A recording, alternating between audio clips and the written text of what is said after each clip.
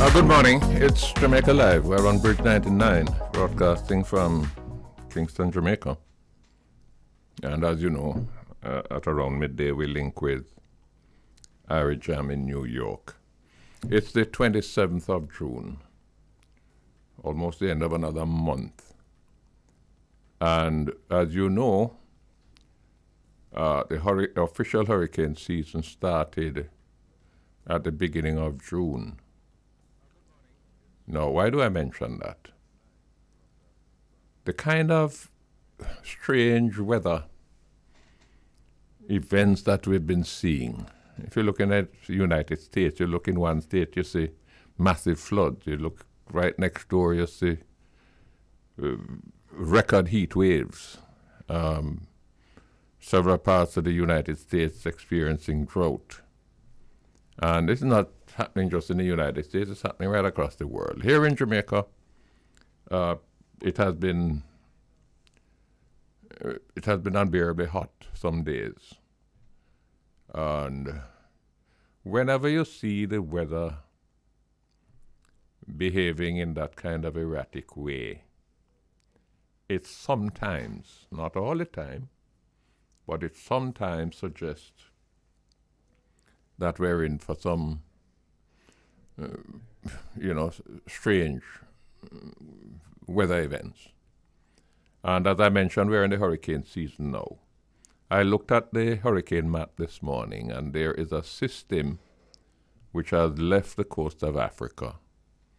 It is now kind of midway between the west coast of Africa and the Windward Islands.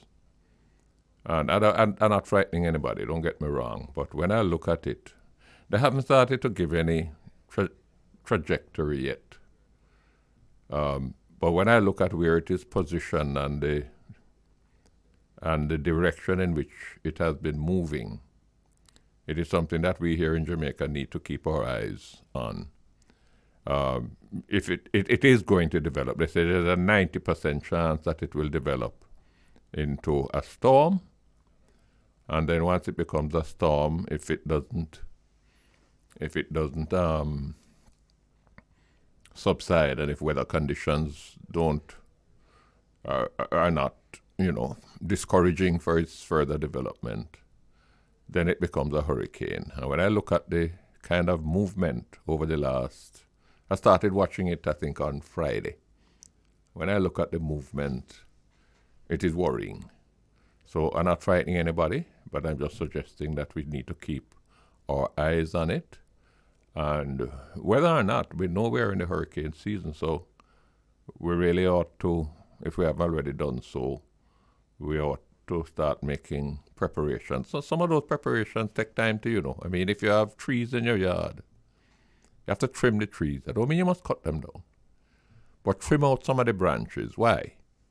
Because if you don't trim them, when the force of a hurricane wind hits that tree, the tree is likely to come down and may come down on top of your house or on top of your car. Whereas if you go and cut out some of the branches, create some space for some of that wind to pass through, then the tree will survive. Plus, if you have broken panes of glass in your house and so on, fix them up. Because I believe that this year is likely to be a year that we're going to talk about in terms of hurricane weather. So that's my tip for you this morning.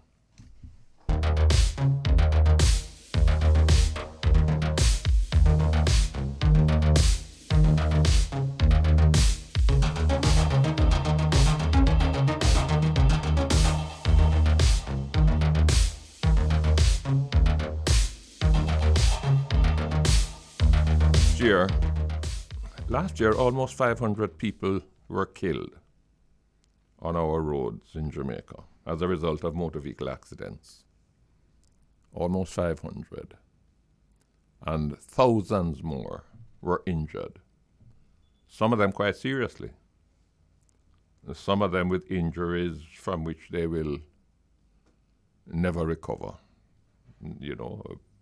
People left crippled and that kind of thing.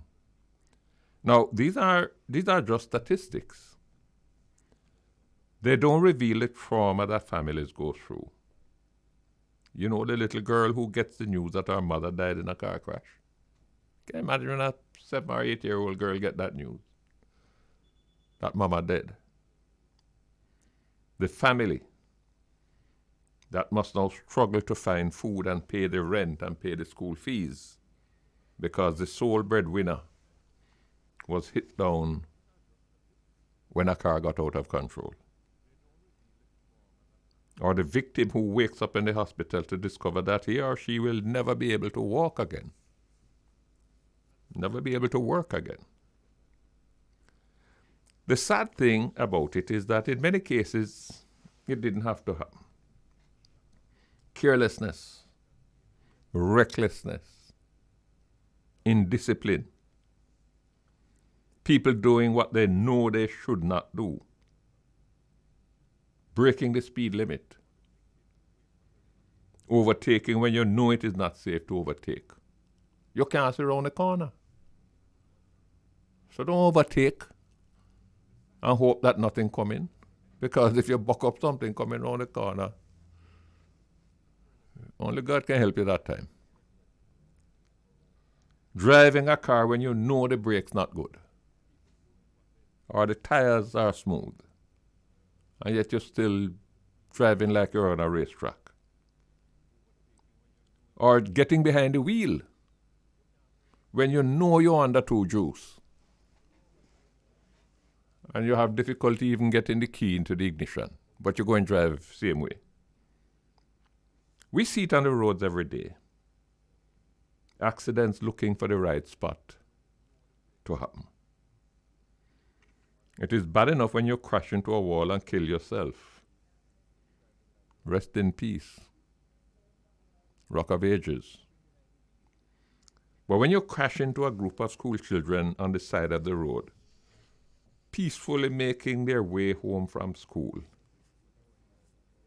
those little children can hardly rest in peace because you have robbed them of the most precious thing that God gave them, their life. Various agencies, like the National Road Safety Council, the Road Safety Unit, the Police Traffic Division, the Jamaica Automobile Association, various agencies and groups have long been on a crusade to get road users, motorists, cyclists, pedestrians, to be more responsible, to take responsibility for their use of the roads. They have tried persuasion, public appeals, public education programs. They have tried enforcement, using radars, radar guns, traffic stops. But the carnage continues unabated. There are now over 200,000 motor vehicles on our roads in Jamaica. But the vehicles are not the culprits. That vehicle can't do a thing unless somebody get behind the wheel. It is the drivers who convert those vehicles into weapons of mass destruction.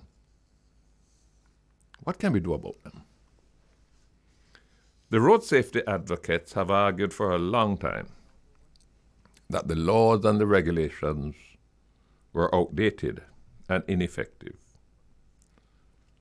These were laws and regulations formulated a long time ago when we perhaps had no more than 20,000 vehicles in Jamaica, when we didn't have highways that facilitate speeding, and when cars could barely get up to 80 miles an hour. Today's a different time. The offenses that were stipulated in the law didn't take into account the kind of driving habits that we now see on our roads. The penalties were ridiculously low, and the procedure for imposing those penalties was so tedious that the authorities were hardly encouraged to enforce them. That may now have changed with the promulgation of the new Road Traffic Act and the accompanying road traffic regulations. These have been long in coming. The act was taken to Parliament, I think, 4 years ago. But the regulations didn't get to Parliament until, I think, 4 months ago. But as far as I know, they are both now in effect. But what difference will they make? We can pass the most carefully crafted laws, but laws by themselves do not change behavior. Not by themselves. Laws help, but laws alone don't change behavior. What changes behavior is the certainty of the consequences of breaching those laws and regulations. In addition to, of course, behavioral, cultural change. People just getting to a point where they realize that they have to do better. But in terms of the laws, it is only when you know that if you break the law, you're likely to be caught and you're likely to be punished. If a crazy driver knows that he's not likely to be caught and punished, all the laws in the world won't faze him. It's just like murder. Everybody knows that if you are convicted of murder, you can go to prison for the rest of your life. But if you know that you can murder somebody, and the chances are that you will never be found out and never charged, or if you're charged, you're not going to be convicted, then life imprisonment, this life imprisonment business just doesn't factor into your murder plan. Today we want to talk to some of the critical stakeholders about the new Road Traffic Act and regulations. What can we expect? What difference will they make? How will they be enforced? And most importantly, how do we change behavior? The kind of behavior that we see on the roads every day. How do we get people who use the roads, the motorists, the cyclists, the pedestrians, how do we get them to be responsible, to take responsibility, to be thoughtful and considerate toward other road users? How do we save lives, save families from the trauma and the distress that motor vehicle accidents produce? That is what we want to discuss today. And there's no better person to start that discussion than someone who has dedicated so much of his time and energy over, oh Lord, maybe 30 years to the whole business of improving road safety. And I'm talking about Dr. Lucein Jones, who is the Vice Chairman of the National Road Safety Council. Dr. Jones, welcome to the program. Thank you, Prime Minister, and my former chairman. Good to be with you. Well, I know today is a difficult day for you to make yourself available, so I really want to thank you. Yes, no problem. Tell me, Lucein, you've been at this now from the donkey was a cubby, no? Road safety. How big an issue is it in Jamaica? Depends on where you stand. From our position and looking at it from international eyes. And the data is very clear. For those who like to look at things, from an economic point of view, you stand to lose between 3 and 5% of your GDP because of the costs associated with road traffic injuries. And that's huge in a country where we are struggling to achieve 1% and 2% growth. The cost as determined way back in 2016 by a cost of care study done by people at University, Elizabeth Ward and Charles McCartney, etc., identified the exact cost to the country at that time, which was around about near $3 billion. And I'm sure it has gone up significantly from that time. We're not even talking about the costs in terms of grief and pain to families and breadwinners. And the data is clear that breadwinners who lose their lives or are badly injured during a crash, it can drive a family into poverty. And we already have a big problem in poverty in Jamaica. So it's a huge issue. And the country needs to be galvanized in the same way that it is galvanized today with murder, as was recently declared by Minister of Arts, who has come onto the bandwagon of late, and other ministers who have been pronouncing. So it's a huge problem. And to date, 232 people have died. That's not an ordinary number in a small country of 3 million people. And we don't reach mid-year yet. No. So we're looking at, if we're not careful, going back to last year, which was 487 people who died. And when we started in 1993, it was about 403, 404. We came down to 212 under your stewardship in 2012. 2006, in 2012. And from then it has been going north in the wrong direction. Now, you have been like a voice crying in the wilderness for a long time about the need to modernize the road traffic regulations. The new act was passed. The regulations have been promulgated, have they not? No, they have not. They have not, but they were tabled. They were tabled, but it's not yet in force. What is holding it up? Parliament hasn't approved it yet. No. So I have no idea what is holding it up. Well, I have some idea. One is that, and it's a technical matter, so I hope I can get it across to your listeners clearly. There's another companion act, which you have to, when you're dealing with laws, you have to repeal one, which the old Road Traffic Act, before you can bring in on board the other one, the new one. And the Transport Authority Act is somehow joined together with the Road Traffic Act. Certain parts of it, anyhow. So they're hoping to push through both the Transport Authority Act and the regulations for the new Road Traffic Act at the same time. Well, I suspect that's part of the delay. I hope we don't spend another 4 years doing that. Well, better, because otherwise a lot more people will die. Well, you, I'm sure, would be familiar with the provisions of the new act and the tabled regulations. Some of them, yes. What is new? What will make the difference? Well, context is huge. It's always huge. One of the main reasons, not the one reason, I already talking about what can change people's behavior. There's an article, a very good article, which I recommend to everybody, written by Dr. Gas Rattray in the Gleaner today, speaking about culture and its effect on a nation. And he ended by saying that it's a pity that we're having so many problems getting a song for festival for year 60. And he was making a point how much the culture has affected the Jamaican psyche and Jamaican people, and our hearts are broken. So from that point of view, culture has to drive behavior change. And there are many different pieces of our culture. What we use as a stopgap in the interim until you can change the culture is to have laws which restrain. It don't change people's hearts.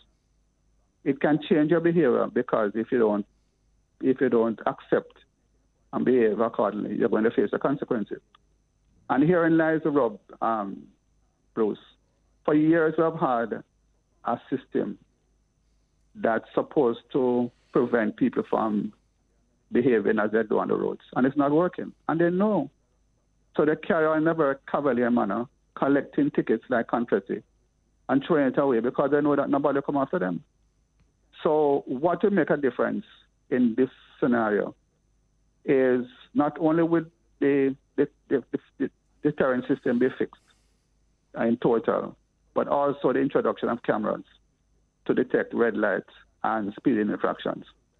And once that comes into play, and the system is working properly in terms of the merit points, in terms of the judges signing the warrants and the warrants being executed, then people are going to be feelings in their pockets, and they will change. Not everybody, but most of them will change. So that is what we are looking for, most of all, out of the new Road Traffic Act and the regulations. But do we have the capacity, Lucein, to provide the kind of enforcement that is required? I mean, we have 13,000 miles of roads throughout Jamaica. Leave out the parochial roads. We have 3,000 miles of main roads.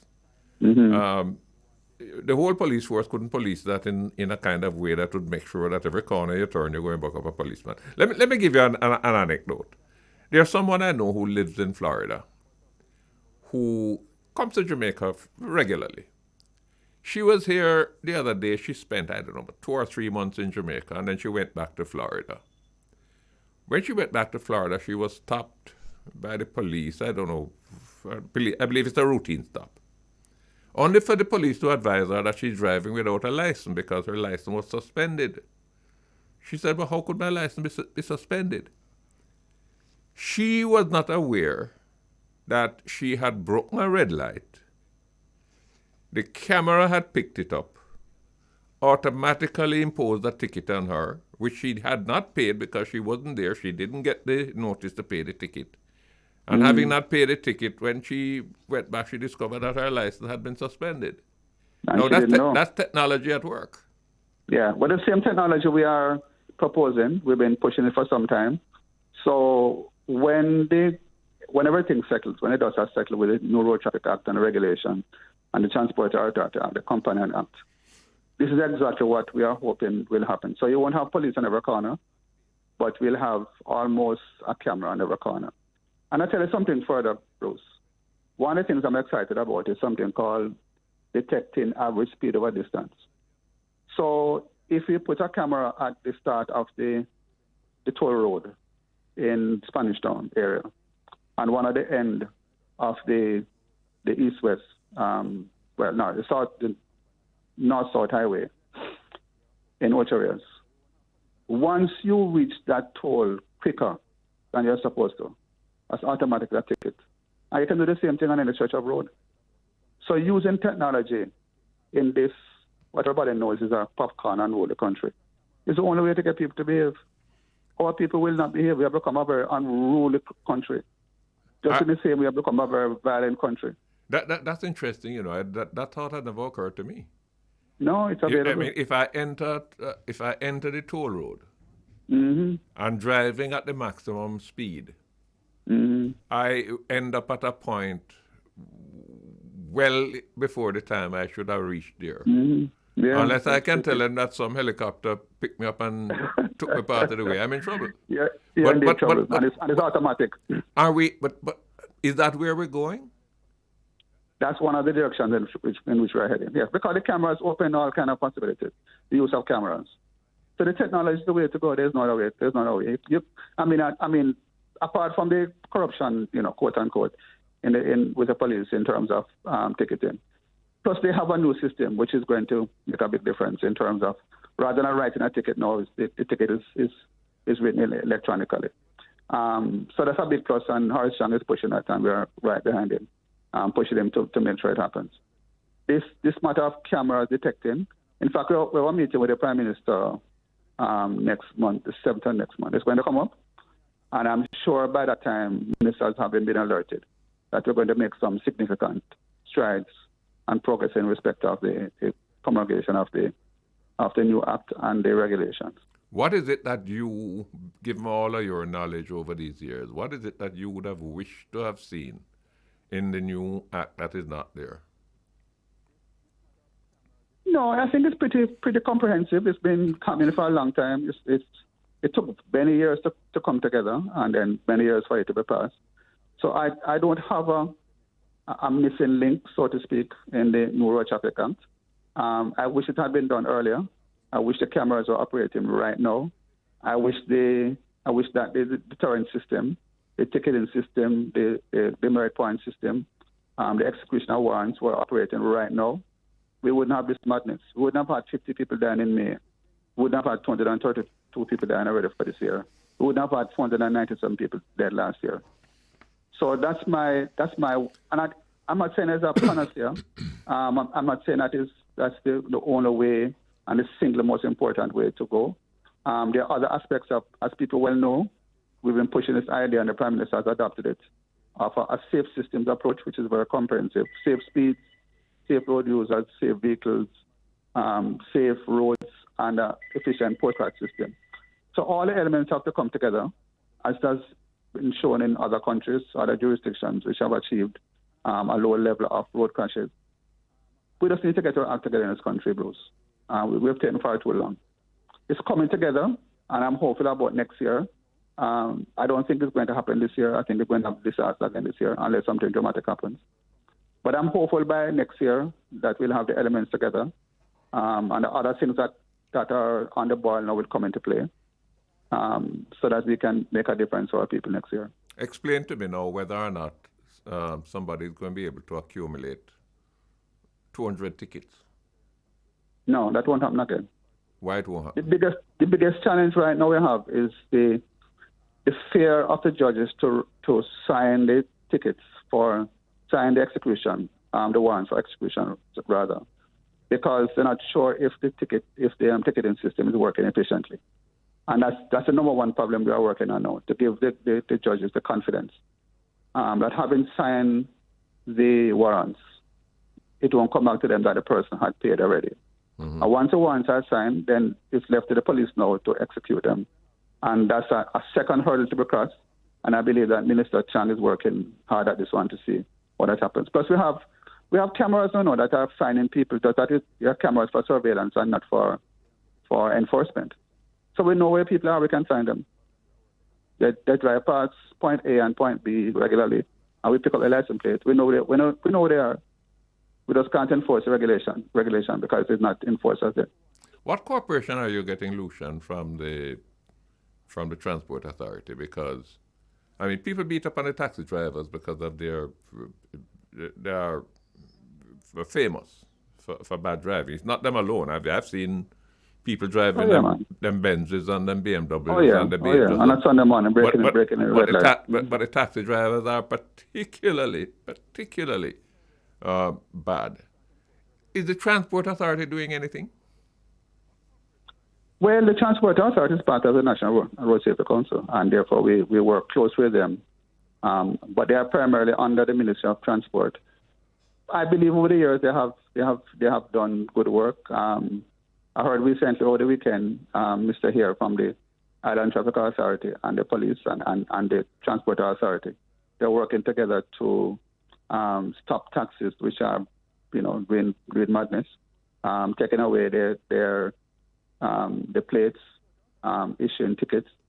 So they have a very vital role to play in terms of public transportation. Well, I'd love for them to step up the game, because I'm not noticing that. I mean, so often, it's not one or two times it happens. I'm at a traffic light. The light is showing red. And a taxi just come on my right and just position himself right in front of me. Yeah, come from way around the back. Yeah, that's a major issue. And sometimes they use the lane that says right turn only. They position themselves there, but they're not turning right. No, man, they are alone to themselves in this country, and it's not the Transport Authority alone. The police have to work in tandem with them. Yeah. They alone can manage these taxi people. As I said, we live in a popcorn and unruly country now. This is an unruly place, and people don't care, and they trump badness at you. Well, so unless we get our act together. What's the antidote for that? What's the antidote for people not to throw the garbage in the gullies? Well, that's where the culture comes in, and how you change the culture and how culture changes people's behavior. So it can't be legislation alone. And there's an article in the Gleaner about, I'd recommend to people need to read the Gleaner, read newspapers about legislating morality. The culture has to change, and there's a big argument about dancehall influence on the culture and other influences. The culture has to change, and the laws can only help in a sense, but you have to change the culture, and that's a gigantic task. Part of the problem I find, not just with this, but with so many other aspects of the culture that we would want to change. So when you get into it, very often you find that there's a mindset. It's kind of a rebellion against the system, and therefore any imposition of these rules that is Babylon system. Yes, that's part of it too. They not only believe that they have a right to be deviant, they feel that they have a duty. Mm-hmm. And part of that is that they are rebelling against their notion and their their reality in some sense that, Babylon fighting against them and police fighting against them and police own tax and police own this and police that. It's a very complex issue, and it's one that has a lot of nuances, and you have to deal with it as a country. All of us who are leaders have to begin to look at how we can influence people in different ways. Small things here, small things here. But we all have a role to play. But you're true, it's a complex task. I'm going to be talking to Keneut here later on, so I'll get some statistics from good him. Man, very good man, very articulate. But from your own knowledge, from your own knowledge, what is the number one cause of road accidents? Excessive speeding, that's the number one. It has been shown by good data, Bruce, that at 5% reduction in average speed can drop your fatality rate by 30%. Just speeding alone, plus the madness that goes along with the speeding. But the speeding alone is a primary cause of crashes. This is what is happening in America. America's road fatality went up by 10%.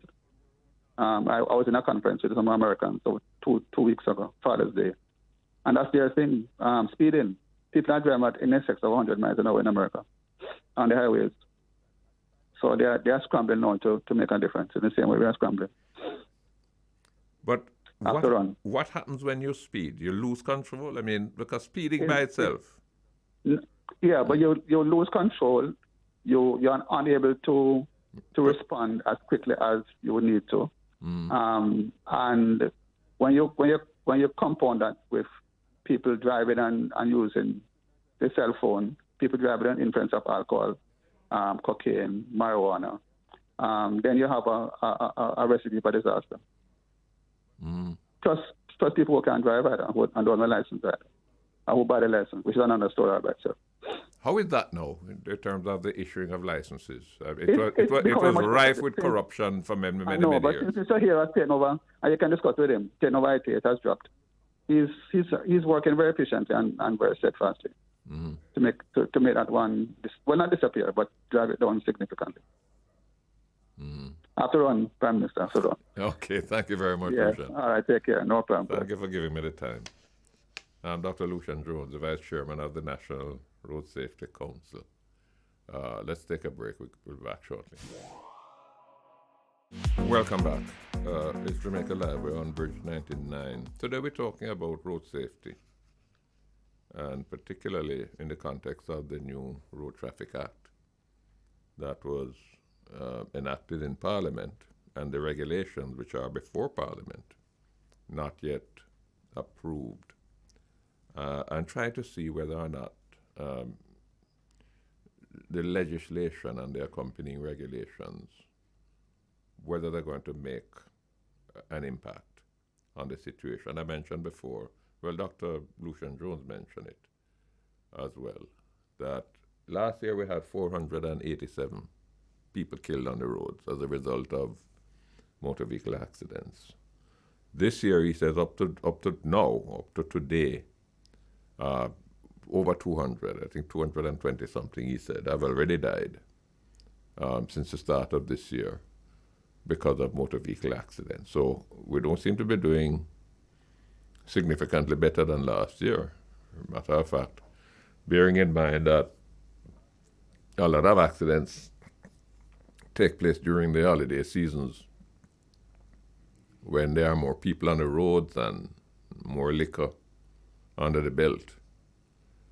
And we have Independence coming up, not to mention Christmas later on in the year.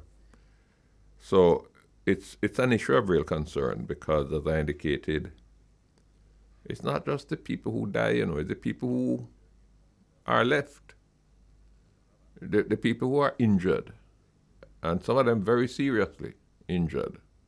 Your leg have to be amputated. People suffer spinal injury. They end up at Mona Rehab. They can't work. A man who was a carpenter, for example, you can't do no carpentry work if you suffer that kind of serious injury. Not to mention this, the dependence. The old lady who is bedridden and who depended on our son or our daughter to take care of her, and the son or daughter gone. Can't lick them down, kill them.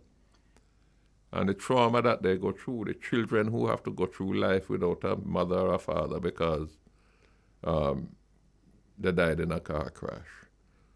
So, and Dr. Joe told us the kind of numbers in terms of what it means for productivity, the cost to the economy. We're very pleased to be joined now by somebody who knows this thing inside out, Mr. Keneut Hare, who is the executive director of the Island Traffic Authority. He used to be in charge of the road safety unit. He's now at the Island Traffic Authority. Mr. Hare, welcome to the program. Welcome to you, Mr. Prime Minister. Thank you very much for your program, and thank you for having me. What, from your, I mean, and I know your passion, you know, sometimes I hear you on radio and you almost come to tears. Yes, sir. What, if you were to put your finger on one causal factor for the high level of road accidents that we have, what would you say that is? Oh, since you have limited to one, I wouldn't limit it to one, but I would limit, since I am constrained to one perspective.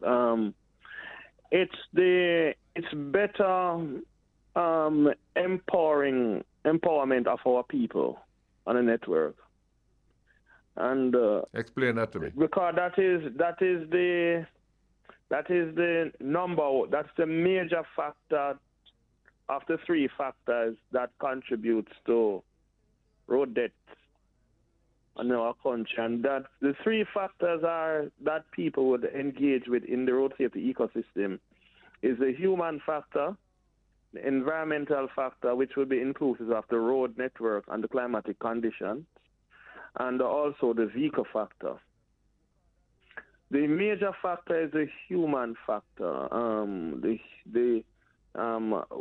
The choices that we make on the network. I believe that we have not fully come to grips with the idea of the vulnerability of a motor vehicle in the network and how we should really operate it. I think that there are a lot of myths out there of what we can do, and those things that we do end up with serious calamity. Now, coupled with that too, of course, is the driver, and it's very broad.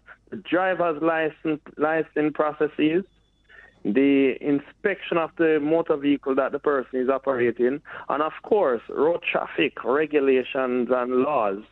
Those are critical things that I believe that could play a critical role. But what I think, though, for short-term benefits, of course, legislation is very critical for the very short term. And there needs to be, in my view, critical strategic enforcement of the Road Traffic Act and regulation. So why do I say? Yesterday I was in Westmoreland. And what I see there, I believe that the inroads that we have made 2 years ago in Westmoreland, we have lost it. I think the COVID era really hit us real bad in that era, because we see the looseness as it relates to the non-wearing of motorcycle helmets. So for me, for the very short term, I would love to see sustainable road safety enforcement. We need a special squadron of law enforcement officers who are really going to take on the motorcycle safety issue in Hanover and Westmoreland and St. Elizabeth. These motorcyclists in this corridor, they are too loose, and they are accounting for most of the fatalities surrounding this category of road user. And of course, it's help to prop up the number of persons killed. So those are my quick short term. And of course, we need to fix the road network. We cannot have major road network with these craters inside of them for even motorcyclists to drop in and then they propel off the bike, because they don't see these potholes at night. So those are my perspective as it relates to the quick measures to at least ensure we don't reach back to 480, that we are on the trajectory right now to go back to 480. We are 232. Last year we were 234. So we're not doing very well in terms of when you look at the data for this year and last year.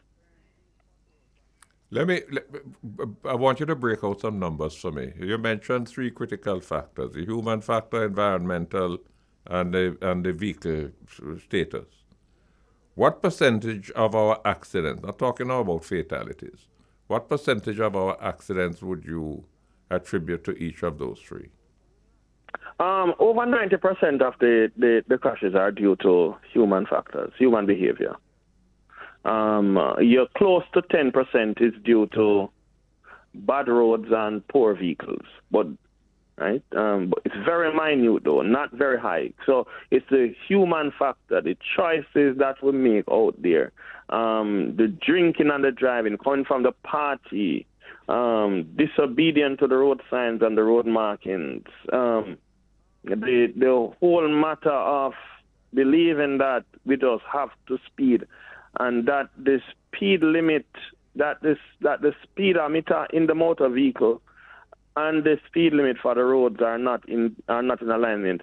There are songs out there that promote speeding. We have picked up, based on intelligence, persons who said that when we asked why was the driver driving this way, we were listening to music. And it forces me to go on YouTube and find a song named Speedometer Burn Up. I didn't know we had a song like that name. So what we need, and also we're taking boots in from passengers, right? So these are critical matters, and that is why we believe that if we deal with the human beings critically, from our perspective, between Tuesday and Friday last week, ourselves and the JCF launched serious enforcement operations in the western section of the country between Hanover and Trelawney. We were able to remove over 300 license plates, and it's interesting to know that we were moving plates for vehicles with the entire windscreen tinted. I don't know how persons drive on the road with a windscreen that is the front windscreen that is totally tinted. What are they seeing? So poor choices. We are seeing poor choices by human beings that is causing the problem. What percentage of our accidents are you able to attribute to driving under the influence, whether alcohol or drugs? Because of the minute testing facilities going on now, I don't believe the JCF really does enough in terms of testing persons involved. But it is we are seeing the data as minute, less than 1%. But at the same time, when we do our background investigations, we are finding that these persons are coming from, quite a number of these persons are coming from sessions and party. And when we did the further check, they were drinking, but the tests were not executed for varying reasons. So I think that our breathalyzer system needs to be robust. It needs to be fully oiled, and it needs to play that role as a deterrent, so that persons know that this will be done, and the necessary machinery is in place to get it done. There's something that I let me ask you a wide ball question. Have we, in cases of accidents, and assuming that the driver survives, have we ever done any debriefing of them? Let me tell you where I'm going.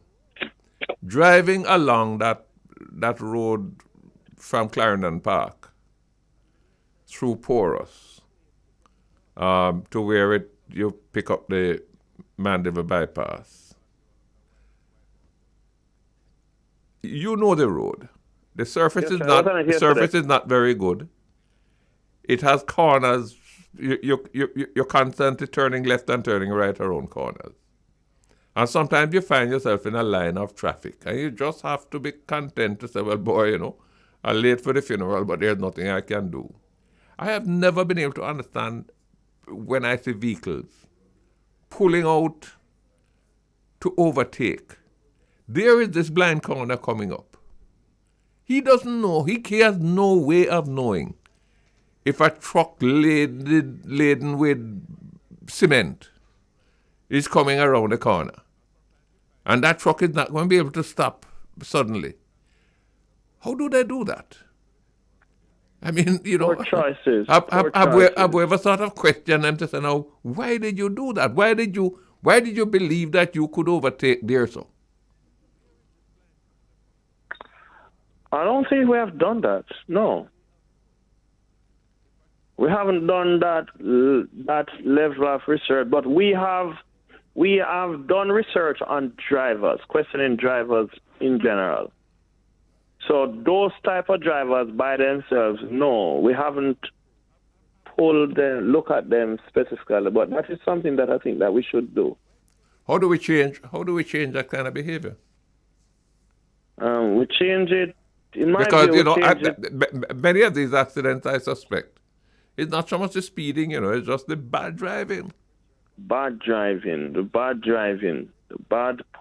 Because you're correct. Because when we look at the speed, now modern vehicles have black box inside of it. So now we are able to see what is going on in the motor vehicle. Is that a fact? Any motor vehicle that has an airbag inside of it, any vehicle with an airbag has what is known as a airbag control module in that motor vehicle. I didn't know that. Inside of that airbag control module is an event data recorder, otherwise known as black box. And you're able to access that? Yes. What that does, it was placed in the motor vehicle by the manufacturer to tell the airbag when to fly, when to deploy. So once there are certain level of kinetic energy being dissipated in the space, the airbag will deploy. So what does that black box tell you? It tell you the time when it happened, but what more than that it can tell you? It tell you how fast the driver going. Oh? It tell you whether or not the driver is on his brake or off the brake, on the gas pedal. Tell you whether or not this driver was coasting. It tell you whether or not the driver and his passengers were in seatbelts. Oh, is that right? It also will tell you how much time you turn the key in the motor vehicle. For diesel vehicle, it will tell you how much gas is being used. Right? So there. Go ahead. It also tells you the angle at which you were holding the steering.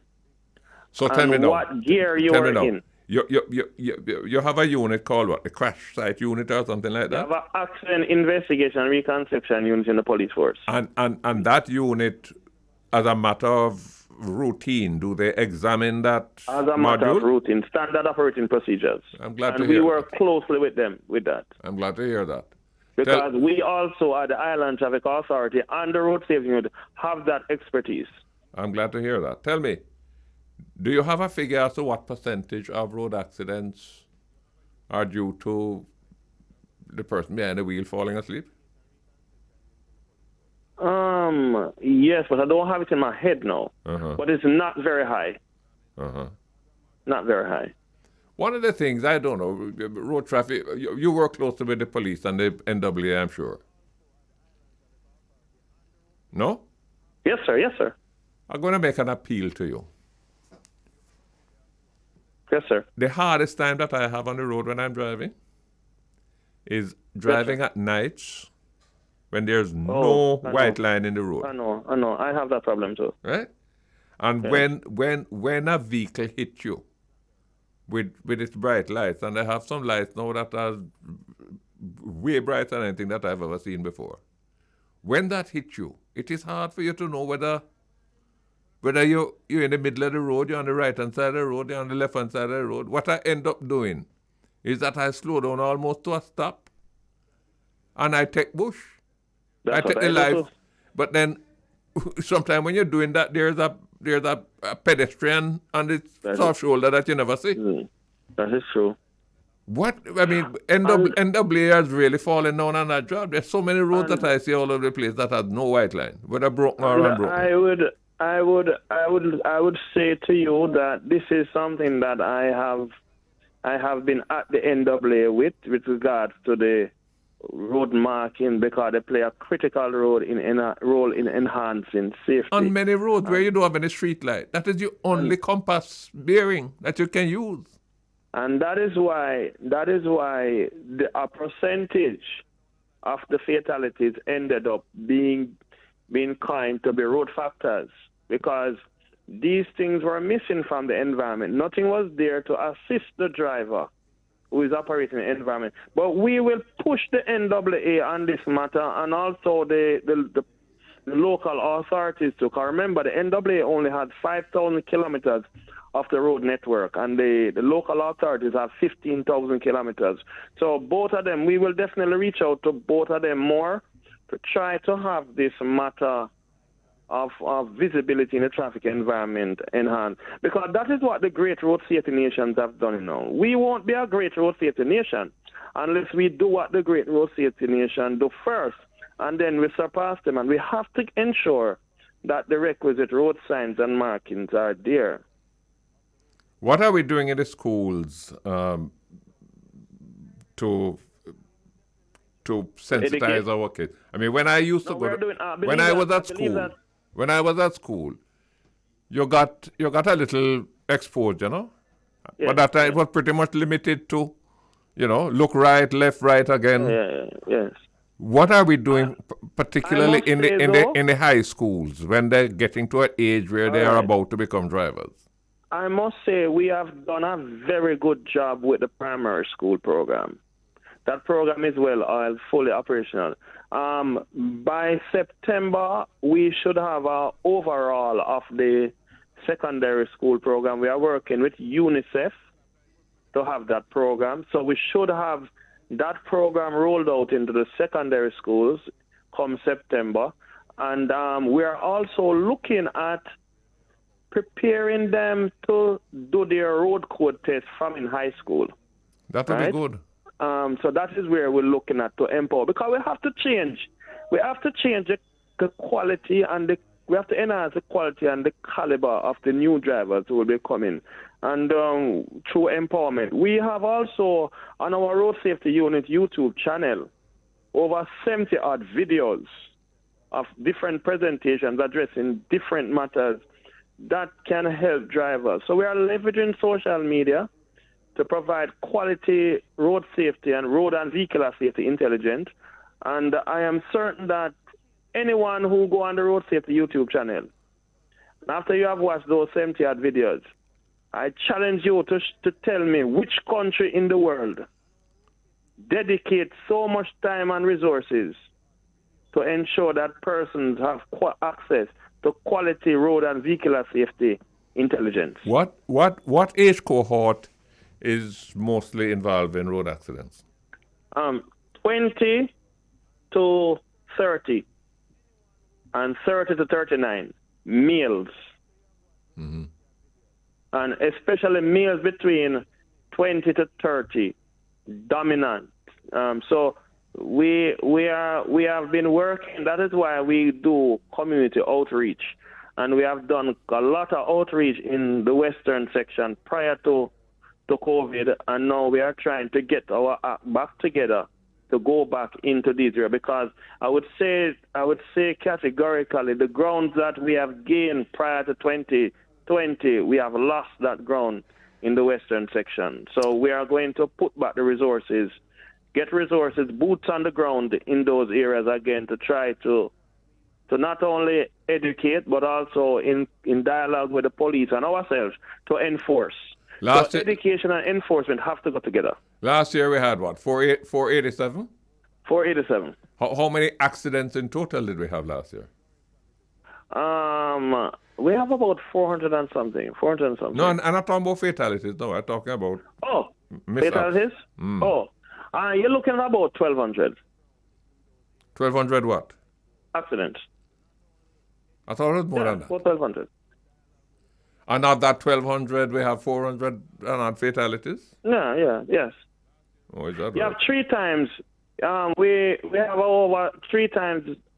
The overall crashes is 3 times the fatalities. Of course, that wouldn't involve those accidents where, vehicle get damaged, but nobody gets hurt. Yeah, people don't report. We're speaking about reported.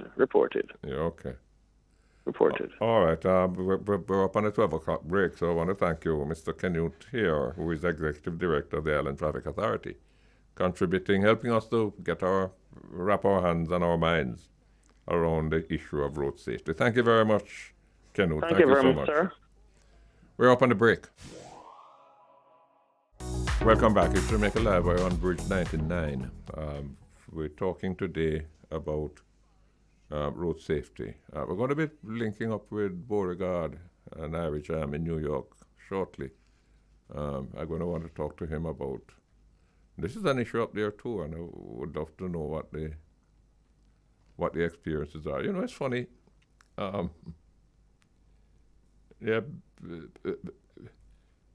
People head into the airport, for example, to catch a flight, and they will break the speed limit. I mean, on that Palisades Road, they will drive at 100 and odd miles an hour because they're late.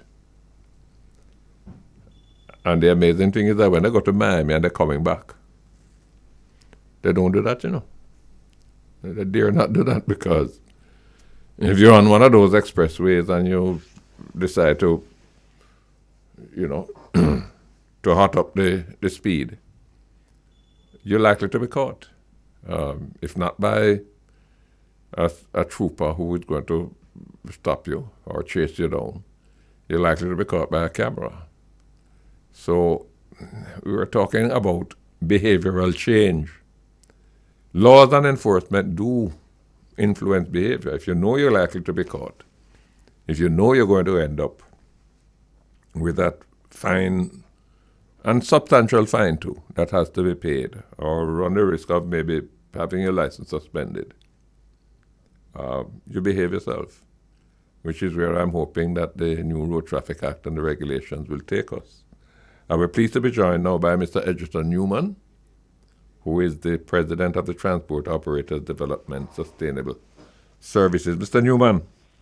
Honorable Bruce Golden, how are you, man? I'm very well. Welcome Wonderful. to the program. Nice to hear you. Good. Tell me, you would have had some input, I'm sure, in the formulation of the new Road Traffic Act and the regulations, no? Very much so.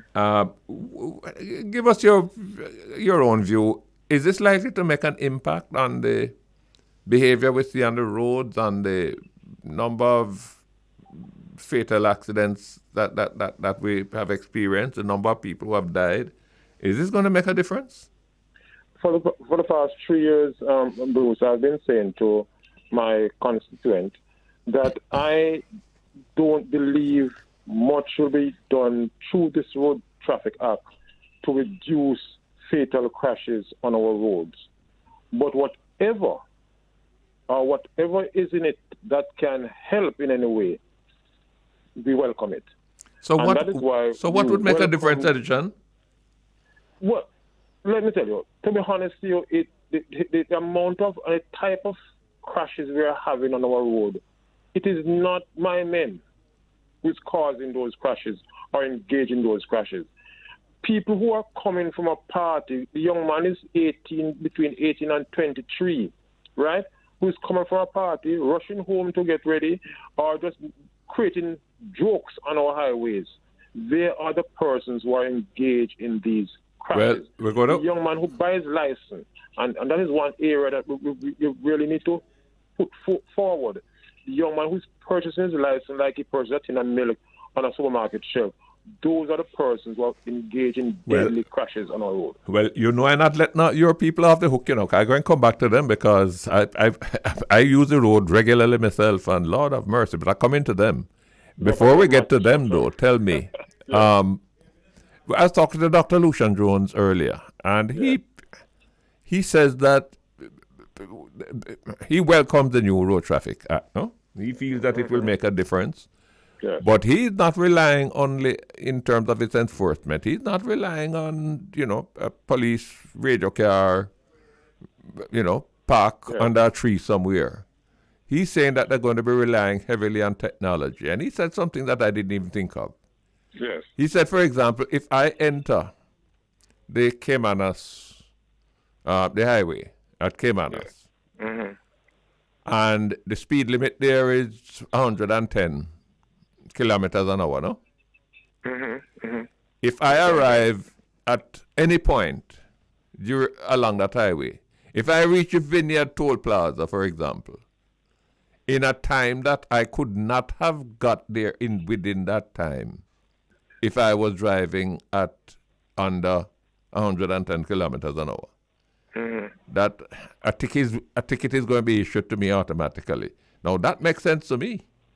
A whole lot of sense, right? So I mean, people driving on the highway, you see, yes, and you come upon some police with the radar gun. If you manage to get past them without them stopping you, then you kind of calculate that. Look, police don't have enough people to have no more along this road, so I can go up to 140 miles now. Yes. But if I know that cameras may be installed all over the place, on some light pole and so on, that's going to be capturing my speed and everything, then I'm going to get serious. No? That is so true. Let me tell you, Bruce. You see, we had the theory, well organized. We had the thing in writing, well placed. But the practicality of the thing, the cameras, we have a very, very strong committee, road safety committee, headed by a number of persons, including the Medical Association president. And he made a suggestion that we need to have some signs all over the place, cameras ahead. And between me and you, there's no camera ahead. The camera is really ahead, even if it's 10 miles away. I remember they used to have a policeman. They used to have a policeman standing outside the Egeton police station. Yeah. And every time I come near, look like a real policeman, but it was just an effigy. Yes, in St. Mary, there are a couple of them too. Can I ask you to hold Egeton, because we're linking with New York now. You're being heard in the New York area, so the whole of the Jamaicans up there hear what you're saying. You mustn't talk no rubbish on my program. Absolutely, I know. Beauregard. Good afternoon, Mr. Goldie. Yeah, Egeton Newman. Him is the head honcho for the taxi drivers in Jamaica, and if some of them go on bad on the road, we're going to talk to you about that. But tell me, road safety, what's your experience? How is it done in New York? I mean, can I just jump on a freeway in New York and just do what I like? No, definitely not. Why I can't do it? You have to abide by the rules of the road. Why I have to do that? Because there are other pedestrians on the road as well, other motorists on the road as well. So but in Jamaica, we just mow them down. I understand that, but here in New York and here in the United States, those things do happen as well, but, people definitely try to abide by the rules here. Because they know they're likely to be caught. Yes, and there are cameras all over the place and police officers and, so they get pulled over or they get tickets. And when you get ticket, if you don't pay the ticket, what happens to you? Well, I guess that ticket keeps on building up depending on the ticket that you get. Some of them might affect your license in a situation like that. And when you get a ticket over there, what sort of money you pay? Lots of money, depending on the ticket that you get. Depending on the offense? Yeah, depending on the offense. Plus, there's a surcharge when you go to court. You have to pay for the court's time as well. So it can be big money? Yeah, big money for a lot of people. You're Sometimes you get 3-4 tickets. You're hearing that, Egeton? I see it similar to Jamaica. Because we know when you go to court, if you don't pay the ticket at tax office, when you go to the court, it's maybe 3 times or 4 times or whatever the judge compel you to pay. Yes. So what's the difference between New York in terms of the tickets payable and Jamaica? We get a ticket. Yes. Well, you asked the question, but then you also asked the question, how come, not too long ago, we used to see reports of people, including taxi drivers, who accumulate over what? Over 100? Hundreds of tickets? Over 1,000. Over 1,000 tickets? Yes. Beauregard, how can you accumulate over 1,000 tickets? I have no idea. Mr. Golden. You know, I guess they're not paying them, and And the system not running them down. yes, the system as well. That is causing because that. because the system would have to reflect that they have 1 or 2 tickets that are outstanding, and if it doesn't do that, then they're gonna rack up more upon more. Well, there's a friend of mine, I told the story earlier. There's a friend of mine who lives in Florida. She broke a red light. You know, she went through a red light. And nothing ever happened. There was no traffic coming, so she took the chance, no? Mm-hmm. And then she came to Jamaica, spent 2 months in Jamaica. And she went back up there, and she's driving along the road, and she stopped in a routine police check. And when the police punched in her information after she showed her ID and her driver's license, the police said, "But lady, your license has been suspended. I'm going to cite you. You have to go to court." She said, "How come my license be suspended?" I said, "Well, on such and such a day, you broke a red light, and a ticket was mailed to you." Well, she wasn't there. She was in Jamaica, so she didn't get the ticket. She didn't pay the ticket, and because she didn't pay the ticket, they suspend her license. That's a system that works. Yes. Yes. And I think that, Bruce, is a part of the new Road Traffic Act coming for Jamaica, that if you go through the red light, you're going to be getting a ticket even if there's no cop to pull you over. And that ticket could go straight to, if you're a taxi driver, it goes straight to the owner, and the owner would not have a road license. If the sign is unsafe. Egeton, make us talk now about your taxi man them. Because if you come here on my program to defend them, you'll run you off of the program, you know. That's my job. My job is to defend my people. Yeah, but you can't defend them when they're doing wrong. We have to speak frankly, yes. Listen, man. I'm at a stoplight, right? Yeah. I'm waiting for the light to turn green. Mm-hmm. A taxi man pull up alongside me, and just turn him car across the way in front of me. Yeah. Why? Him can't wait. And you may have 8 or 10 cars behind me. So he wants to get to the head of the line quickly. Sometimes I'm at a stoplight and I'm in the lane that is supposed to turn right. The taxi man, him go round me. Him not turning right, you know. But him go round me because that was the shortest lane of the 3 lanes on the road. Mm-hmm. So him take my lane, go round me, and him is going straight. I'm turning right. Now, I managed to catch up with one at the next stoplight one time. And I wind down my window. I said to him, "Boss man, why you drive like that?" He recognized me, got very pleasant, and said, "Boy, I have to stay with him because he might drive the car for the owner, and he have to make a certain amount of money for the owner. And some days, when him done make the money, him don't even leave with $2,000 in his pocket." Is how the system run, Egeton? As a matter of fact, I said the exact thing on one of your former radio programs this morning, that because that driver who is driving for another person have 3 different fees, major fee to pay that day. His money, the boss money, and enough money to put petrol in the car tomorrow morning. Those are 3 out of several major fees that you have to pay. He do anything. Unfortunately, it should not have been done. But listen, you would understand, Sir Golden, waiting for over 8 years for fear increase, and when you get it, to get 15%. Every week the fuel gone up. I am not taking up for them in this case because they're not supposed to do what they're doing. They're fender benders. They are weapons, as one media person called it, weapons of mass destruction, and I take all of those. But the conditions under which the taximan work and the busman work here in Jamaica is unfortunate. Look at what happened a couple of days ago. The toll increase, right? Look, you name the things. My bus operator who drives between Halfway Tree and Portmore have to pay a $3.1 million to toll fee. A $3.1 million for the year? For the year, right? So listen, for insurance, for some of them, 800, 1 million, 1.2 million, depends on the type of bus or the age of the bus. We are facing the pangs of you know what here in Jamaica because the government does not take the Well, let me serious. say this to you, and I'm saying this to you as a former head of government, as a former prime minister. You see, no government has the right to impose a price restriction on an industry that is not commensurate with the operator's cost. Let me put it another way. Yeah. If the government feel that the passenger should not pay more than $200 to go from point A to point B, but it can be demonstrated that $200 is not going to cover the cost of the vehicle because the loan from the bank has to be repaid, not going to cover the cost of the insurance, the wear and tear because the tires have to go on it, the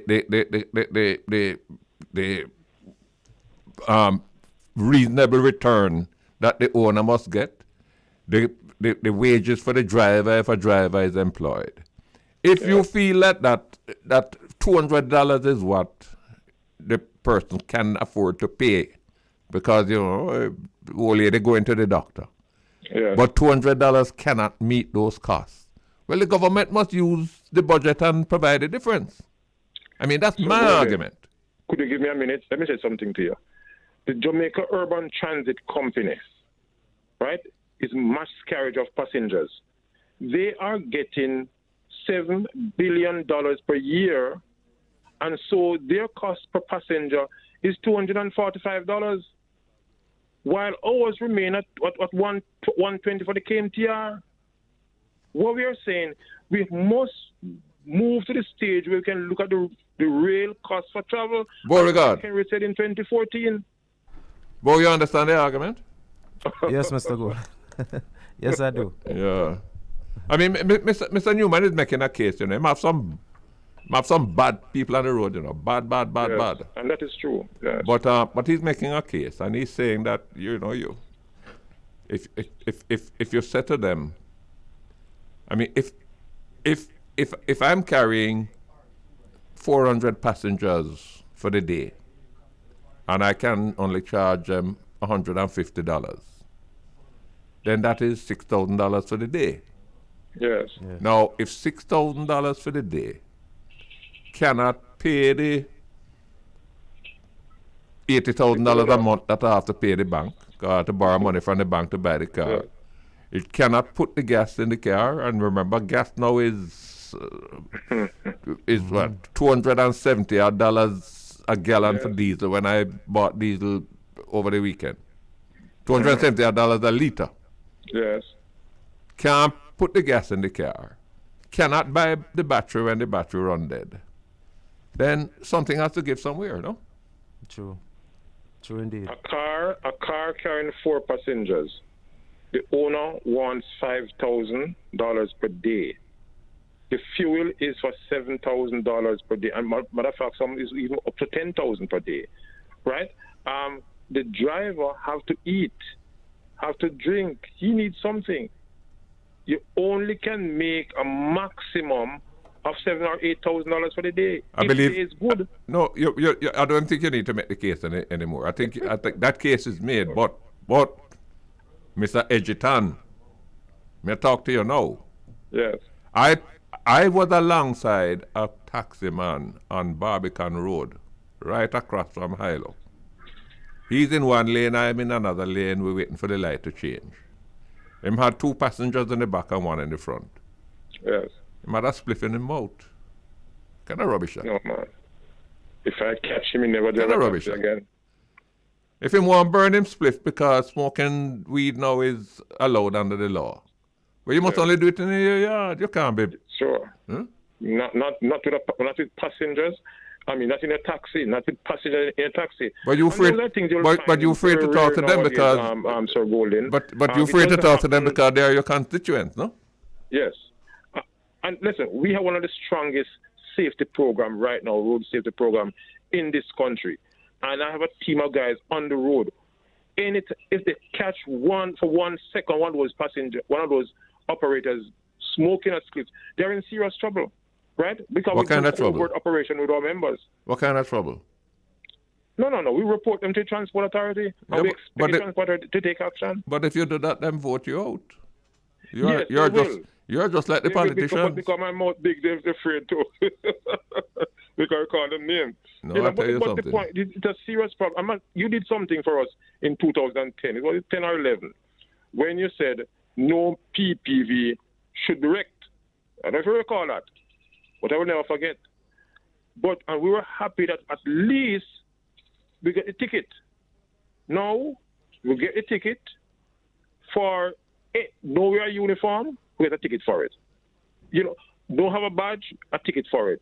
But in most cases, the police take your vehicle. So we are under pressure left, right, and center. I'm not saying this is something we should, because this is happening to us, we should rake up a lot of tickets. The government, the administrators of government need to stop thinking about the Road Traffic Act, because we have an act from 1938. Utilize that. Any taximan, any motorist break the rules of the road, his pocket should feed it. Put it this way. We know. Put it this way. Put it this way. But we have to stand Put for it this way. The taxi drivers come under a lot of criticism, quite rightly so. It's not them alone. I see some people in them crisp BMWs and them Range Rovers, and them drive just as bad as the taximan them. Just as indisciplined. Mm-hmm. But at the same time, I haven't seen any improvement. I'm on the road every day. I don't see no improvement. I mean, they drive, Lord God, man, sometimes I cost bad than they care. Yeah. And I see the way them going. There's a simple thing that we're overlooking, Sir Roland, is the relationship between the police officer, the transport or the inspector, and the taximan. Some relationship is too close. And that is why... Tell me about that. Tell me some more about that. Respect for them. Tell me something. Tell me more about that. How that relationship go? Let me tell you. When a policeman will meet in halfway tree every day, and he remind you that his partner don't pay yet, he tell you that he doesn't have any credit on his phone. Oh, yes, sir. And he wants a Pepsi. It's it works. That is recipe for disaster on our road, because the driver now lost respect for that policeman. And the policeman lost respect for the driver. Well, let me tell you a story. It's not something somebody tell me, it's what I witnessed. Bo, are you there? Yes, Mr. Golden. Years ago, I am in New York, and a friend of mine is driving me from New York. I can't remember where I was going. I can't remember which expressway I was on. But he must step in it. He drive a Mercedes-Benz, and it's crisp and pretty. And as you touch the accelerator, so it's gone. And he was pulled over by state trooper, that's what they call him. Yes. And the state trooper asked him, for him documents, license and so on. And he took out his license, which he had in a little, like a credit card folder.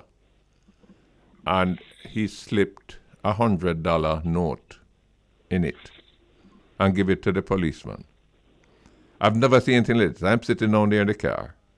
The policeman opened it, took out the $100 note, handed it back to him, and said, you're lucky that I had a good night's sleep and I had a good breakfast this morning and I feel good. Because if I didn't, I would arrest you for attempting to bribe a police officer. Yeah. Mm-hmm. Right? Now, the policeman was very lenient. You could have locked him up. Yes. Man, my man tell me he would claim that in his mistake, him had the $100 bill in there and him just passed it to the policeman. But what Egeton is telling me is that down a halfway tree, the man, them phone run out of credit. You only need a few of those cases that you mentioned there, to stop the problem here in Jamaica. But you see, the policeman is one, but the operator is another, because he asks you for it. Don't give it to him. Take a ticket and go.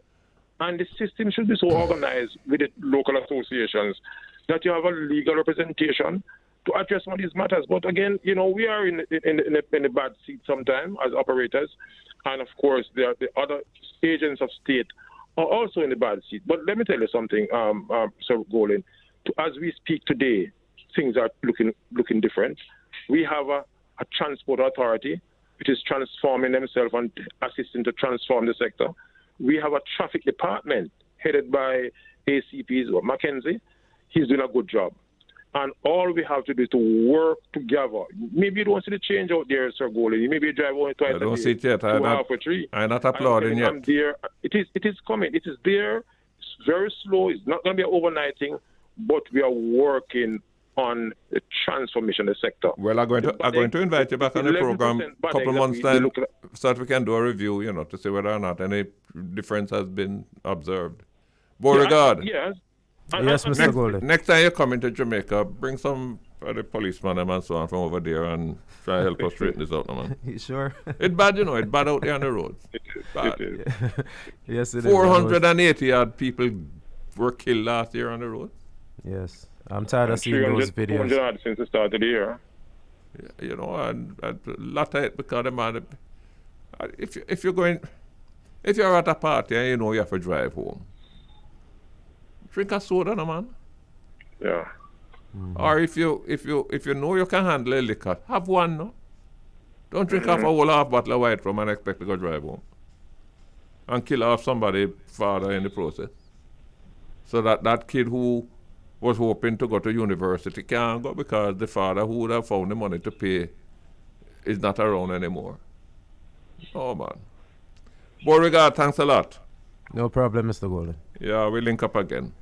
So Egeton. Thank you very much.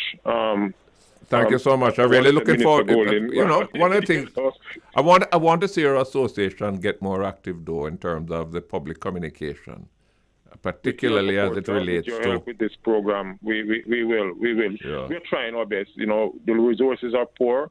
A matter of fact, was just writing a letter when I get the call to get some fundraising in place because we really need a strong organization that can finance public relations in the public transport sector. There's 37,000 of us out there now. 37,000. It's a whole lot, and we don't expect the government to assist us in the training and development. We have to do it ourselves. I heard a call on a radio program last week making the point that the government gave taxi operators $25,000 to help them with the gas price, no? Yes. And them said that the ones them who own ticket and don't pay the ticket, them shouldn't get any. What do you say? Well, I'm not going to go with that. I think a man get a ticket because of certain thing, and he should pay for that ticket. But you shouldn't withhold his lunch from him because it's $25,000 as like a breakfast money to provide fuel. And right now we can't even get it. The portal was open for us to apply for it, and nobody can get through. Yes. I mean, the TRN that we use every single day to do business, it can't work in our application for the gas. It's always there, I remember years ago when I was in office, and we had to be doing the IMF program, and we had to be undertaking all kind of fiscal reform. And one of the things that we had to look at was the question of incentives and concessions.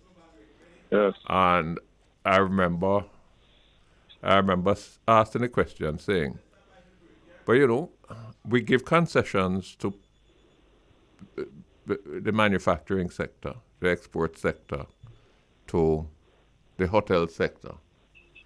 And we talk about billions of dollars, right, of revenue that we have foregone, no? And I said, but we should make it as a condition of incentives and concessions. Produce your audited financial statements. So if you're a hotel, why should the government be giving up revenue to give you a concession, and you are making billions and billions of profit? Lord have mercy, them almost put out a contract on me. Because how dare me say that? My God. But I mean, but I really argued that, look, if you're going to get concessions from government, then let us see whether or not you need the concession, no? Yes. Egeton, I have to go. They tell me that I'm running out of time. Thanks a lot. Thank you very much for having me. Talk back to me another time. I will. I'll be happy to. Sure. Egeton Newman, President of the Transport Operators Development Sustainable Services. We take a break. Welcome back. It's Jamaica Live. We're on Bridge 99. It's 12:34, and we go up until 1 o'clock. We're broadcasting now, as you know, through Hare to the diaspora in the New York area. We've been talking road safety today. One may say road madness, road carnage. 487 people killed last year as a result of motor vehicle accidents, and over 1,000, well over 1,000 people injured, some of them permanently, some of them injured in a way that they won't recover. And what we've been trying to focus on is not so much what is causing it, but what can we do about it. And I'm pleased to be joined now by Assistant Commissioner of Police Hare McKenzie, who is in charge of the Public Safety and Traffic Enforcement Branch. ACP McKenzie, welcome to the program. Good morning to you, sir. Good morning to your listeners. I'm glad that you're able to join us. Tell us, you're aware, I'm sure, of the provisions of the new Road Traffic Act and of the regulations. So I gather the regulations are still not yet promulgated. But what's your expectation in terms of what difference these pieces of legislation will make? Because we seem to be putting a hell of a lot of reliance on enforcement, which is really putting the spotlight on you. But we have 13,000 miles of roads in Jamaica. If you leave out the parochial roads where you don't normally have a lot of accidents and focus on the highways and the main roads, you're talking about 3,000 miles. You can't have a policeman every 2 miles on these roads. Well, certainly not. Certainly not. But to your main question, though, what are we expecting to happen? And you have said a while ago that a large part of the emphasis is on enforcement, and certainly that is very important. And but we have to have good support systems along with enforcement, and of course we do have some systems in place, but over time there is the necessity for upgrade. And to be a little more specific, so we serve on average, or issue on average, about 450,000 traffic tickets yearly. Today, based on the numbers that we have on our system, 266,735 have already been issued, and that is in line with the average that I just told you. Yep. in a given year. You have any figures as to how many of those have been paid? Well, and that is where we have the issue now, because we have maybe between 35 to 40% of those being paid. Oh. Some, of course, are still in the court because a person has an option to pay or to attend court for the adjudication process to take place. However, well, help me now, ACP. If I get a ticket and I have to pay by a certain date, no? Yes, sir. Within 21 days. And the ticket indicates how much I am to pay. So I'm not lacking in knowledge, right? Right, sir. It does. And I have the option to go to court, but I'm not going to go to court. But I still don't pay the ticket. What happens to me? Why is my license automatically suspended? Well, the license is not automatically suspended. Why not? Well, that is not the system that we have now. So does the new Road Traffic Act provide for that? Not that it will be suspended. What we expect to happen is that if a person has an outstanding ticket, then the person is subject to arrest. And that is one of the expectations. Of course, a warrant would still be ordered by the judge. But Lord ACP, but that is putting more work on you. You now have to go find the person and arrest him. Why? Well, Put it this way. expect further support as well. What would be wrong if I get a ticket? I don't pay the ticket. I have not exercised my option of going to court to plead not guilty. I don't pay the ticket. Why is it that not that my license is automatically suspended? One, two. If I own a vehicle, the insurance company is notified immediately that my license has been suspended, so that they will be in my case to make me know that your insurance is suspended as well. Why are we not getting serious? I'm a pensioner, you see, and every 3 months I have to fill out a life certificate and send it to the accountant general. If I don't send it in, and it happened to me on one occasion, I just overlooked it, the computer automatically suspend my pension, you know. Automatically. The computer don't ask me no question. It just said that you know your life certificate is out of date. Boom, no pension for you this month. So why we can't do that with drivers and their tickets? That would be a good system, and of course, what we are experiencing now in terms of the fatalities, which you just mentioned earlier, and the type and manner of driving, and most of it is done by repeat offenders, because we have seen that we continue to have persons who have several hundred outstanding tickets because of the amendments that we want to come in on stream. And so if we can get this system in place, as you described, or even what we expect, then it should help us a long way. Now, in terms of your enforcement challenges, how much use are you going to be able to make of technology? I had Dr. Lucein Jones on earlier, and he got me very excited because he spoke about technology that could not only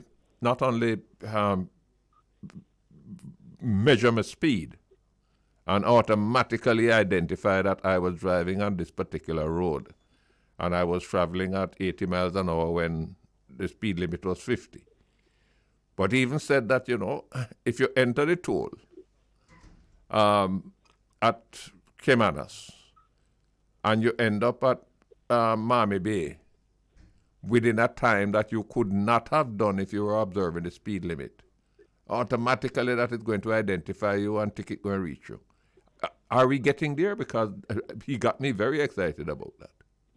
Well, we are very excited about that as well, because it is about an average speed technology, which it is used in other jurisdictions. And so I know that the discussions are far advanced, and in fact, we are looking at making procurement in that nature. I have to say, though, that we have already started to use technology in assisting us with enforcement and, of course, solving other issues by use of our Jamaica Eye through CCTV technology. And we have several matters in court, and we have made some prosecutions. The thing is that we need to widen the scope of the use. Of course, this will aid us to use it much more, especially within townships and highways, and so we will have more police officers to spread across to more serious issues. You know, just from my own observations, if we can find solutions that keep the matter out of the court, the better here, because the court has its own problems. And if it's court, we're going to depend on. In the meanwhile, that driver is able to drive up and down because the matter is still before the court. Let him go before the court if he's going to challenge it. But we need to find, and it can be done, man. I told a story of somebody I know in Florida who broke a red light. Didn't think anything of it because nobody was late in the night or something like that, and no traffic was coming, no pedestrian. So she took her chance, no? And then she spent 2 months in Jamaica, only to find when she went back that her license had been suspended. Why? Because the camera picked it up, automatically issued a ticket, which was mailed to her house. But since she was in Jamaica, she didn't get the ticket, didn't see it. It was sitting at home. And because the ticket was not paid, her license was automatically suspended. Now, court never come into that. She now had to go to court in order to get it back, but it was suspended. That is the kind of system that we laid us. And as you correctly said, we can't have the courts being overwhelmed because the number of prosecutions that are being done based on the traffic, the amount of traffic that we have. The last check I did, we had over 1,100,000 vehicles registered on the roadways. And so that tells you the kind of volume that we have across dealing with. Tell me, the business of issuing of driver's license. Again, Dr. Jones seemed to be very optimistic that there have been some positive changes there, but the business of cutting somebody money and getting a license. Are we done with that, or that can still go on? Well, I am not able to speak of the intricacies of the ITA, but from where I sit, based on the committees that I am on, I know that some strides have been made as it relates to treating with that issue. Of course, a part of it is to ensure that computer technology is utilized in terms of how tests are done, how data is stored, collated, and how we retrieve information, the kind of checks and balances in terms of the systems that we have to ensure that they cannot be manipulated and so on. And based on what I've heard, we have made good strides with those. Tell me now, ACP.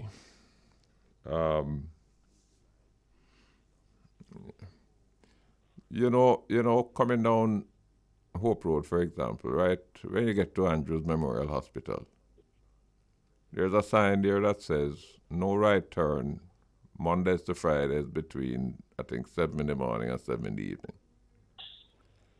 If you were to put a plainclothes policeman out there, him could have issued enough tickets right there, so, to buy you all the radar guns you need, you know. Why do we allow these things to happen? Well, let us... On a few occasions, I've seen police on Devon Road. Is it Devon Road? I think so. It is actually Kingsway. Kingsway, yeah. I've seen people policemen on Kingsway, and I assume that they are stopping people who have broken the law there. But that is once in a while. I'll give you another example. And here I don't know whether it is the road traffic people, but Sovereign Shopping Center, they have an entrance on Barbican Road, and they have 2 signs. When you're exiting the shopping center, you have 2 signs that says left turn only. 2 signs. You cannot avoid missing them. Now, 9 out of 10 vehicles using that exit don't turn left, they turn right, and create a whole heap of traffic problems. I've never been able to find out whether or not the left turn only is a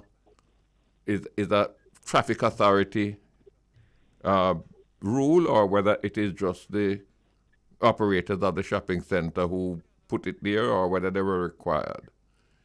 But I mean, I've seen policemen standing at the intersection of Barbican and Hope Road, and there are people coming out trying to bore to turn right, clogging up traffic so that People who want to leave the shopping center to turn left that they're supposed to turn left can't do it. People who are entering Barbican Road now to travel towards the rest of Barbican Road and Whitcomb, they have to come to a stop because the vehicle is trying to bore their way to turn right. And that's the policeman standing right at the traffic light there, and almost as if they know business. Well, if I have to address that, Mr. Golden, and let me start with the last point you made first. It is not that the police officers don't business. The fact of the matter is that when it comes on to peak periods and the management of traffic, there has to be priority. I am quite sure it was in the reverse where the officer was at the exit of the center and the major intersection is blocked, then the argument would be the same. So what we need to do, there are some things that require simple traffic engineering fix. And that area that you spoke about is one. You're right, sir. You're perfectly right. All they need to do is 2 bags of cement and some gravel. That's the point I'm making. And they could easily make it almost impossible to turn right. Exactly. And there are many places that the police have made recommendation. Of course, we are not the authority that do that kind of fix. And we work along with the authority and we know the constraints and we have gotten some things to be fixed and some things we have been able to do temporarily because the police has the authority to do that as well once it is temporary. But the fact is that we can't spread officers every single place. And so the police are really dependent on other support agencies, and traffic engineering is a crucial part of ensuring that we have smoothness on the roadways. Tell me, ACP, I was talking to Egeton Newman earlier, and we were talking about some of them taxi operators out there who accumulated over 1,000 tickets. Whatever happened to them? Are people still able to accumulate them number of tickets? Well, that is one of the challenges we have right now, that we have far too many persons with outstanding tickets out there, especially taxi bus operators.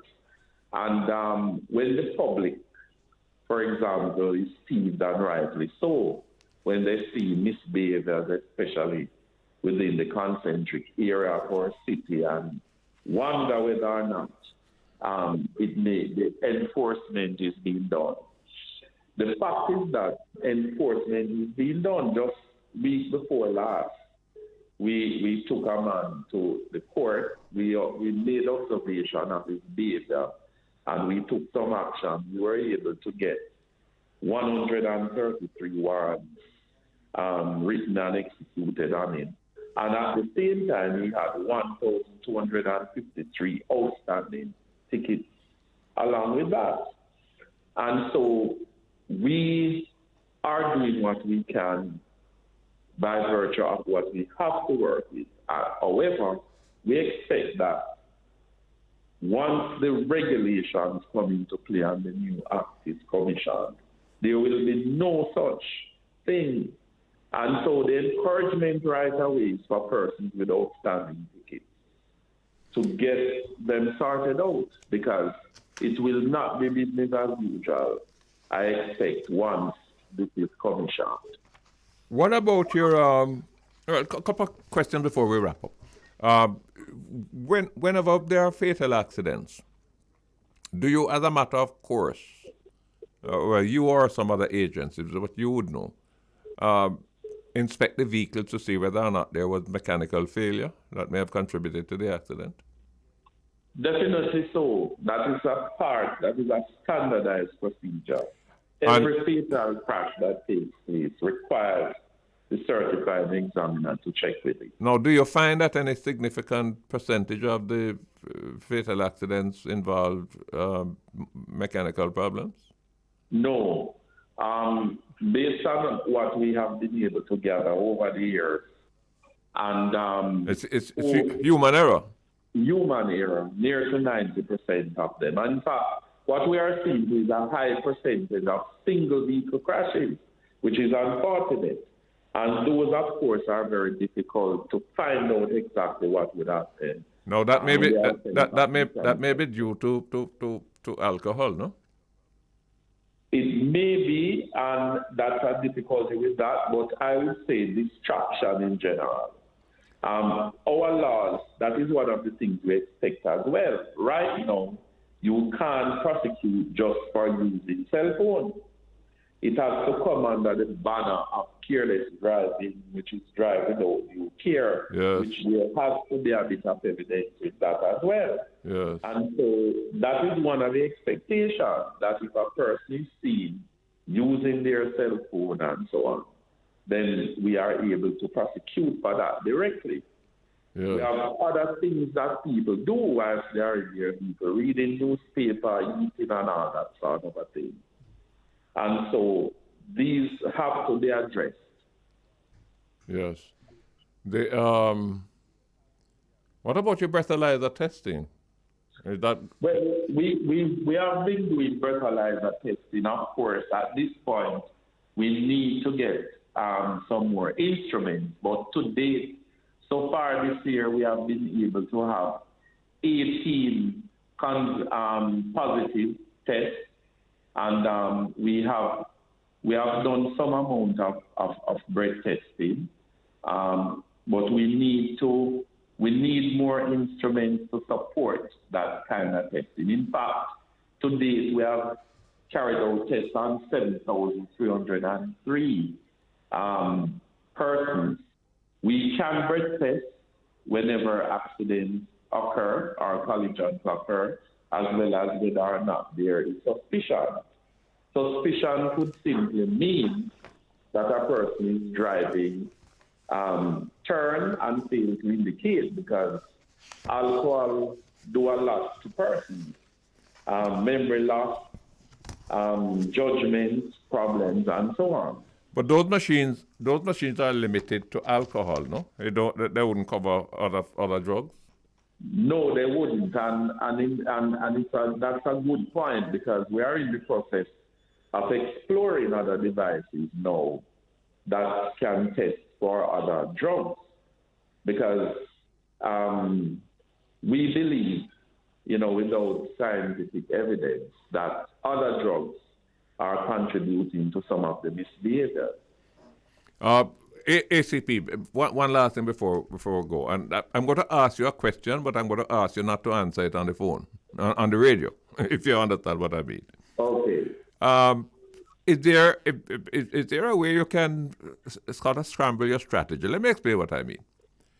When you're driving along a road, take the north-south, not the north-south, the North Coast Highway, from Motorias to Montego Bay. You're driving along, and you come upon a police radar, police car with the radar guns and so on.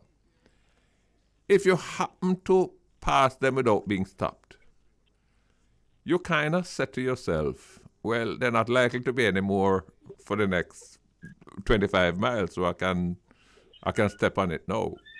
It seems to be that, perhaps the strategy needs to be scrambled so that I may be there thinking that, well, I passed a speed trap a while ago, so I can drive now at 130 miles an hour. I need to be rudely awakened and not by a crash. I don't want you to give me a strategy on the radio, right? I'm just saying to you that you need to think ahead of the culprit, you know what I mean? Right, sir. Right. ACP, thank you so very much. Gary McKenzie is in charge of police traffic and public safety. Thank you so much for coming on today. You're most welcome, and your listeners, sir. Good. That brings us to the end of the program for today. And just to put you on notice that I am unlikely to be here next week. So if you don't hear me come on, it's because I have an overseas commitment, and I was trying to see if I could avoid Monday. But it doesn't seem now that is possible. So next week I may have to leave you in the cool hands of Richie Rainford. who will entertain you with music, and you perhaps will enjoy it more than listening to me. Thank you so much. Thank my producer, thank my engineer, Richie Rainford, producer Dana Bennett. Thank the listeners who joined in. Thank Beauregard for his link. He's such a vital link to us. God bless you. If I'm not here next week, I'll see you the following week.